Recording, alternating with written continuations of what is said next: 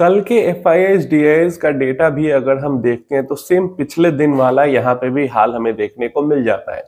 जहाँ पे जो बाहरी निवेशक है, फॉरेन इन्वेस्टर एफआईआईज, उन्होंने लगभग 2000 करोड़ से ऊपर की बाइंग की है।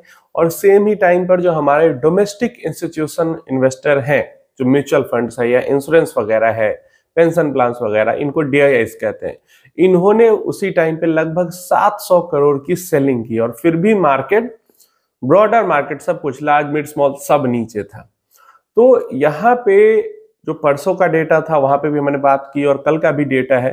तो अभी इस टाइम पे जो मार्केट के अंदर जो वॉलिटिलिटी बढ़ी हुई है या मार्केट जो गिरी हुई हमें दिखती है, वो डायरेक्ट स्टॉक इन्वेस्टर जो है, जो छोटे निवेशक है, या फिर एचएनआईज भी जो डायरेक्टली इन्वेस्ट कर रहे हैं, या फिर जो अगर कॉर्पोरेट वगैरह से डायरेक्टली स्टॉक्स के अंदर अगर इन्वेस्टमेंट जाती है, तो उन लोगों की सेलिंग के कारण आज अगर मार्केट जो ये 2 दिन से नीचे है तो वो है।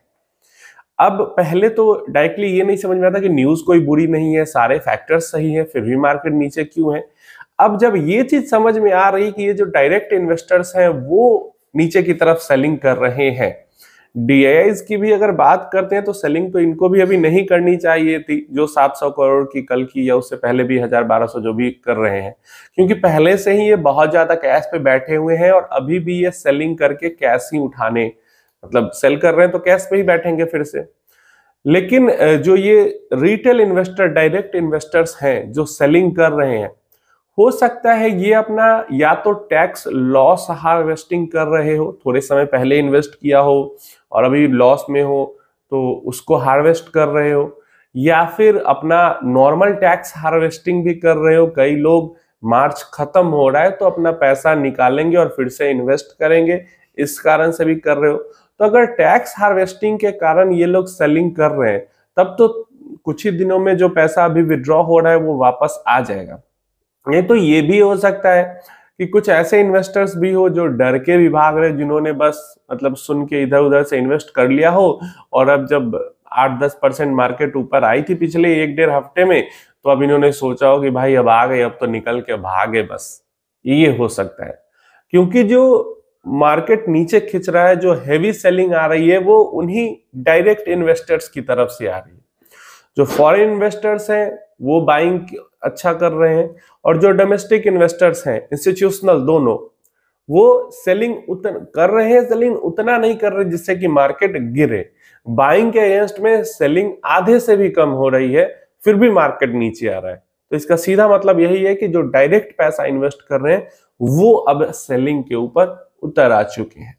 तो ये चीज है, इसी के कारण मार्केट नीचे, अगर आप लोग को समझ में नहीं आ रहा हो तो बस ये इसी के कारण है मार्केट नीचे।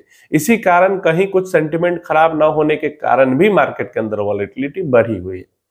अब एक गोल्डमैन सैक्स की रिपोर्ट आई है, उसके बारे में हम बात कर लेते हैं। तो गोल्डमैन सैक्स ग्लोबल फाइनेंस फर्म है, आपको पता है, बहुत नामी फर्म है। तो इनका कहना है कि जो वर्स्ट सिचुएशन थी, जो वर्स्ट इकोनॉमिक स्लो डाउन था इंडिया के अंदर में, जो अर्निंग्स स्लो डाउन था इंडिया के अंदर में, वो अब बीत चुका है। अब यहां से हमें इकोनॉमिक ग्रोथ आगे की तरफ देखने को मिलेगी।